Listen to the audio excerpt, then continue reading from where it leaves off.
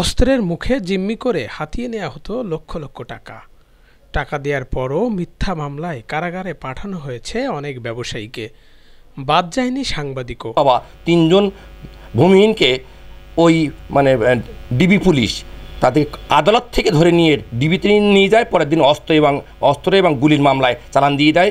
একই দিনে বদরতলা বাজার থেকেও এক ভূমিহীনকে তুলে এনে তাকে অস্ত্র এবং গুলি দিয়ে চালান দেওয়া হয়। এ নিয়ে আমি রিপোর্ট করি এবং রিপোর্ট করার পরে আমাদের যিনি পুলিশ সুপার খুব ক্ষুণ্ণ হন।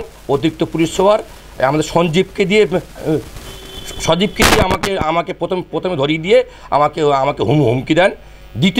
দ্বিতীয়বারও হুমকি দেন। এক পর্যায়ে আর কি 2023 সালের 23শে জানুয়ারি সকাল 10:30টার দিকে আমাকে সাতক্ষীরা শহরে বড় বাজার থেকে আমাকে ধরে নিয়ে যাওয়া হয়। এর আগে আমি ওই খলিশাখালী ভূমিহীন জনপদ থেকে সকালে আমি কিছু ঘর বাড়ি জানানো ফুটেজ আমি নিয়ে এসেছিলাম। নিয়ে আসার পরে ওখান থেকে ধরে নিয়ে আমাকে আমাকে বিভিন্ন জায়গায় ঘুরিয়ে দেবহাটা থানায় নিয়ে যায়।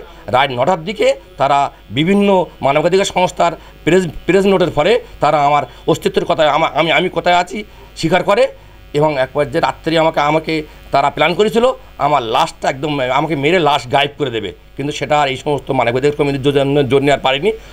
পরের দিন সকালে আমাকে একটি নাশকতার মামলা এবং একটি চাঁদাবাজির মামলা দিয়ে আমাকে কোর্টে আনার আগে ডিবি পুলিশের কার্যালয়ে নিয়ে যায়। সেখানে টর্চার সেলে ওই এসপি কাজী মনিরুজ্জামান সহ অন্যান্যরা আমাকে ইলেকট্রিক শক দেয় এবং ব্যাপক নির্যাতন করে, চওড়া কাঠের বাটাম দিয়ে আমাকে ব্যাপক নির্যাতন করে।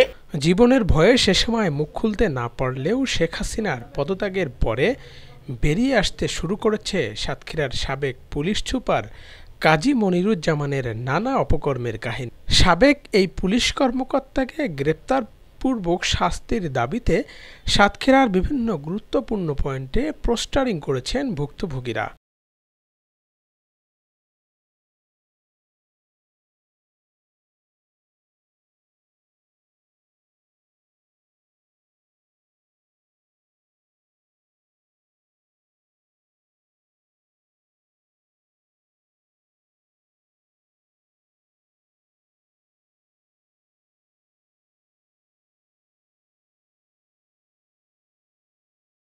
দাবি জানাচ্ছেন তাকে দ্রুত গ্রেপ্তার করে আইনের আওতায় আনা হোক।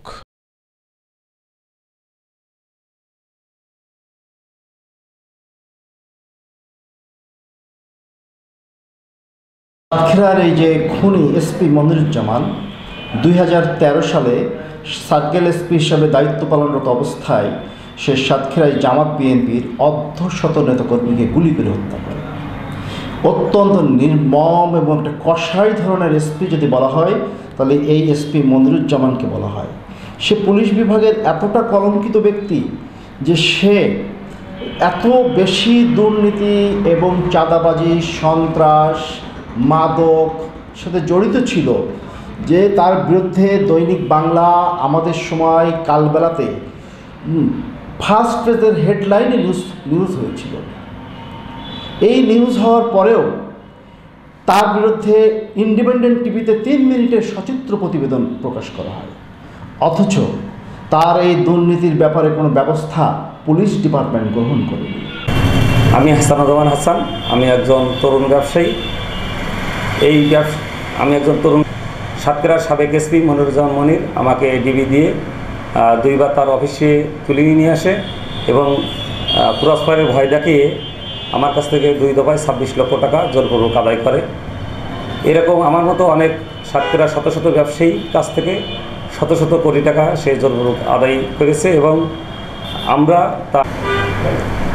আমার মতো অনেক নির্যাতিত ব্যক্তির সাথে আছে এবং এই নির্যাতিত ব্যক্তিদের পক্ষ থেকে আমি স্বরাষ্ট্র উপদেষ্টার কাছে বিনীত আহ্বান জানাই তাকে দ্রুত শাস্তির আওতায় এনে যাতে আমাদের যে ভুক্তভোগী যে সকল পরিবার আছে তারা যাতে টাকাগুলো ফেরত পায় সেই ব্যবস্থা করা হোক।